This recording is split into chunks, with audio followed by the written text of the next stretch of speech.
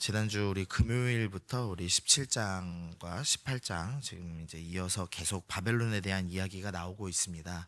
이 17장에서는 이제 큰 음녀가 받을 심판을 이제 보여주는 것으로 출발을 합니다. 근데 이 음녀가 특정한 한 개인이 아니라는 것을 이제 본문이 분명히 드러내는데요.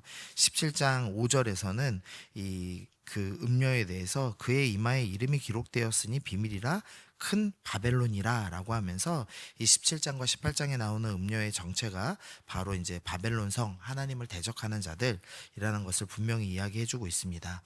계시록 17장 18절에서도 이 분명하게 이제 그 여자는 땅의 왕들을 다스리는 큰 성이다 라고 하면서 특정한 개인이 아니라 하나님을 대적하는 자, 그들을 상징하는 바벨론이라고 이제 분명히 이야기를 합니다.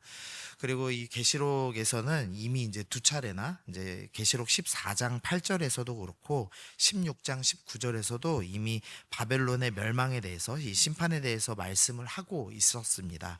그래서 이 그냥 순서대로 쭉 읽으시면은 이제 일곱 대접 이후에 이 바벨론, 이 음녀라고 부르는 자들의 이제 심판이 나와서 이거 일곱 대접 이후에 심판이 이 바벨론 성이 심판당하나 이제 이렇게 생각하실 수 있는데요. 오해하실 수가 있는데 그게 아니라 앞에서 계속 반복했던 내용을 조금 더 심화해서 지금 보여주고 있다라는 것을 알 수가 있습니다.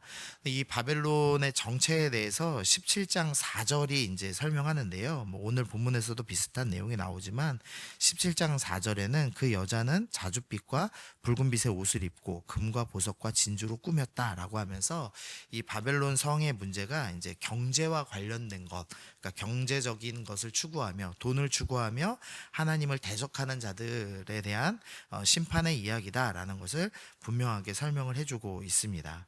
이제 그리고 나서 이 17장 16절에서는 이 음녀, 이 바벨론이 어떻게 이제 멸망당하는지가 나오는데요. 의외로 이 17장 16절에서는 이 바벨론이 어떻게 멸망당하냐, 열불과 짐승들에 의해서 이제 벗겨지고 불살라진다라고 설명을 합니다. 그러니까 이 악한 자들이 서로 이제 돈 때문에 탐하고 결국은 서로 싸워서 무너지게 된다라는 이제 스토리가 나오고 있는 겁니다. 그리고 이 서로가 싸워서 무너졌지만 18장 1절 2절에서 이 천사가 영광의 빛을 비추면서 와서 무너졌도다라고 얘기하면서 이 일이 이 악인들끼리 싸워서 무너진 것처럼 보이지만 사실은 하나님의 심판의 모든 과정에 하나님의 계획 속에 있었다라는 것을 이제 분명히 드러내는 본문이 이제 계속됩니다. 그러면서 이제 오늘 본문은 이 세 부류가 나와서 지금 애통하는 장면이 나옵니다. 이 9절부터 10절은 땅의 왕들이 애통을 하고요. 11절부터 17절 앞절까지는 이 땅의 상인들이라고 부르는 자들이 이 바벨론의 멸망을 애통합니다. 그 다음에 17절 후반절에서 이제 19절까지는 이 바다의 선원들이라고 불리는 자들이 이 애통하는 모습들이 나옵니다. 이 9절 먼저 좀 보시면은요. 그와 함께 음행하고 사치하던 땅의 왕들이 그가 불타는 연기를 보고 위하여 울고 가슴을 치며라고 나옵니다. 이 땅의 왕들은 명확히 이제 세상의 권력자들을 의미를 하죠. 근데 이 세상의 권력자들이 지금 경제적인 것을 탐하던 이 바벨론이 무너지는 거 보면서 이제 웁니다. 애통합니다. 근데 애통하는 이유는 이 바벨론과 함께 음행하고 사치하였기 때문이다. 즉 바벨론과 함께 경제적인 이익을 얻었는데 그 이익이 끊어지자 슬퍼하는 모습을 보여주고 있습니다. 이 땅의 상인들 11절부터 나오는 땅의 상인들도 똑같이 이제 슬퍼하는데요. 역시나 이제 그 수익이 끊어져서 울고 있습니다. 근데 그 수익의 목록이 이제 12절과 13절에 이 상인들이 판매하던 목록들이 쭉 길게 이제 나열되고 있는데요. 이 제일 좀 주목해서 보셔야 될 것은 13절 후반절입니다. 13절 후반절에 보면은 이 종들과 사람의 영혼들이라라고 이제 나와 있습니다. 12절의 시작은 금과 은과 보석으로 출발을 하고 있습니다. 그러니까 가장 귀한 것으로부터 출발을 해서 가장 천한 것으로 목록이 마치는데 이 종들과 사람의 영혼들이 가장 천한 물건으로 취급되는 것을 볼 수가 있습니다. 이 땅의 상인들 바벨론과 함께 경제적 이익을 얻고 그것을 기뻐했던 자들은 이 사람의 영혼을 가장 천하고 심지어는 짐승보다 밑에다 둘 정도의 악한 자들이었다라고 설명을 하고 있는 겁니다. 그런데 이들이 이 경제적 이익이 끊어지자 역시나 슬퍼하는 모습들이 나옵니다. 그리고 이제 17절 후반절에 있는 선원들도 이제 중개무역으로 큰 돈을 벌었는데 바벨론 멸망으로 이제 슬퍼하고 애통하는 모습을 보여주고 있는 겁니다. 이 심판의 스토리가 계속 나올 때 악인들이 사실은 이제 슬퍼하지 않았습니다. 하나님을 원망하고 대적을 했습니다. 그런데 이들이 지금 크게 슬퍼하는 때가 오는데 그때는 경제적인 어려움이 오자 슬퍼하고 있다라고 지금 설명을 하고 있는 겁니다. 우리가 이제 어떤 상황에서 슬퍼하느냐가 우리가 어느 편에 서 있는지를 보여줍니다. 우리가 주님의 나라와 그의 의 때문에 슬퍼하고 있다면 우리는 성도의 삶을 살고 있는 것이고, 만약에 내가 돈 때문에 울고 있다면, 내가 통장에 잔고가 준 것 때문에 울고 있다면 나는 사실은 이 바벨론과 함께 멸망당할 악인, 불신자와 똑같은 수준에 있는 사람이다라는 것을 보여주고 있다는 겁니다. 그래서 우리가 오늘 먼저 점검해야 될 것은 무엇 때문에 나는 슬퍼하고 있는가를 점검해야 된다라는 것을 오늘 본문이 우리에게 보여주고 있습니다. 사실 이 성경 이 스토리가 지금 계시록의 이제 언어로 표현되니까, 이제 상징 언어로 표현되니까 참 낯설게 보여지는데요. 사실은 이제 이 스토리는 성경 처음부터 동일하게 나오는 스토리입니다. 이 성경에서 아담과 하와가 범죄한 이후에 가인이 아벨을 죽이죠. 그리고 나서 이제 가인이 벌을 받는데 하나님께서 네가 유리방황해라라고 이제 벌을 주셨습니다. 그런데 가인이 그 벌을 거부하고 유리방황 떠돌아다니지 않고 스스로 성을 쌓고 거주하는 스토리가 이제 시작이 됩니다. 그 이후로 이 가인은 열매 맺지 못하는 벌을 받았기 때문에 형제들을 착취하고 이제 불을 쌓는 스토리가 계속 나옵니다. 그래서 가인의 자손들의 스토리가 이제 4장 후반절에 이 라멕이라는 이 자손을 통해서 드러나는데요. 라멕은 사람을 죽이는 것으로 노래를 부르는 자로 등장하고, 또 라멕의 그 아들들 야발과 유발과 두발가인들이 문화를 발전시키고 경제적인 부를 쌓는 사람들이라고 등장을 합니다.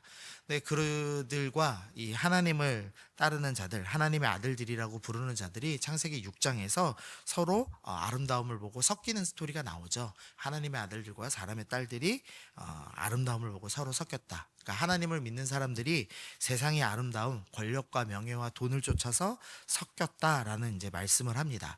그리고 나서 하나님이 그것을 악하다, 썩었다라고 말씀하시면서 심판하시는 스토리가 나옵니다. 근데 심판 당했음에도 불구하고 다시 이 함의 자손들이 바벨론에 도시를 세우고 바벨탑을 쌓는 스토리가 이제 성경에서 계속 반복해서 나오고 있죠. 그리고 오늘 이 계시록에서도 동일하게 이 바벨론이 멸망당하는 스토리가 이제 나오고 있는 겁니다. 그래서 성경은 지금 처음부터 끝까지 계속 대적하는 자들은 결국 바벨론이라고 표현되는 성을 쌓고 돈을 탐하고 하나님을 대적하는 자로 살게 될 것이다 라고 말씀을 합니다. 그리고 그들은 결국 심판당할 것이다. 홍수로 심판당했고 바벨탑이 무너짐으로 심판당했고, 그리고 마지막에 결국 오늘 본문에 나오는 심판을 또 당할 것이다 라고 반복하여서 지금 설명을 하고 있는 겁니다. 근데 이들의 심판은 이제 어느 정도로 허무하냐, 이 18장 10절에 보시면 그들의 고통을 무서워하여 멀리 서서 이르되 화이토다 화이토다 큰 성 견고한 성 바벨론이여 하면서 이 얼마나 이 심판이 짧았는지가 표현되는데요. 1시간에 내 심판이 이르렀다라고 하면서 매우 짧은 순간 안에 하나님의 심판이 이루어졌다라고 이야기를 합니다. 결국 하나님을 떠나서 스스로 성 쌓고 돈을 탐하는 자들은 생각지도 못한 순간, 그 1시간이라는 아주 짧은 순간 만에 멸망당하게 될 것이다 라고 경고의 말씀을 지금 이 로마 문화에 맞춰서 이 로마의 상징 언어들로 다시 한번 이 계시록이 지금 설명을 해주고 있습니다. 결국 이제 오늘 우리 본문이 주는 교훈은 우리에게 두 주인이 있다고 경고하는 것입니다. 이 마태복음 6장에서 얘기하듯이 우리는 하나님과 재물을 겸하여 섬기지 못한다라고 얘기하면서 너희는 하나님을 섬기든지 돈을 섬기든지 둘 중에 하나를 섬기고 있다라고 우리에게 경고를 하고 있는 겁니다. 그리고 재물을 섬기는 자들, 바벨론의 사람들은 결국 반드시 심판당한다라고 경고의 말씀을 주면서 그 성을 떠나서 하나님의 성으로, 하나님의 나라로 피해오라, 라고 말씀을 해주고 있습니다. 그래서 오늘 우리가 꼭 살펴봐야 될 것이 있다면 내가 어느 편에 속해 있는가, 나는 무엇을 슬퍼하고 있는가를 점검하시면 좋겠습니다. 혹시나 이제 돈의 노예가 되어서 여기 아까 상인들의 목록 중에 이제 제일 마지막이 사람의 영혼이었죠. 사람의 영혼조차도 돈보다 못한 것으로 여기는 사람들이라고 나와 있는데, 이런 사람들의 특징이 자기 영혼도 자기도 모르게 판 사람들 이라고 할 수 있겠습니다. 돈이 너무 소중해서 자기 영혼을 돈에게 팔아 넘긴 사람들이 분명히 있습니다. 근데 우리가 그런 사람 아닌가 라는 것을 좀 생각을 해보시면서, 하나님, 나는 나의 영혼을 돈에다 팔고 나는 세상보다 돈을 더 사랑하는 사람은 아닌지, 나는 바벨론에 속한 사람은 아닌지 우리 스스로 점검하시면서, 하나님, 내가 바벨론에 속한 사람이 아니라 하나님 나라에 속한 사람, 하나님 나라와 하나님 의를 위하여서 슬퍼하고 애통하며 기도하는 삶, 그런 삶을 살고 싶습니다. 나는 이 땅의 재물을 팔아서 하늘에 상급을 쌓는 성도의 삶을 살고 싶습니다. 우리 그렇게 오늘 고백하시면서, 그렇게 결단하시면서 나아가시는 여러분 되시기를 소원합니다. 우리 함께 기도하시겠습니다.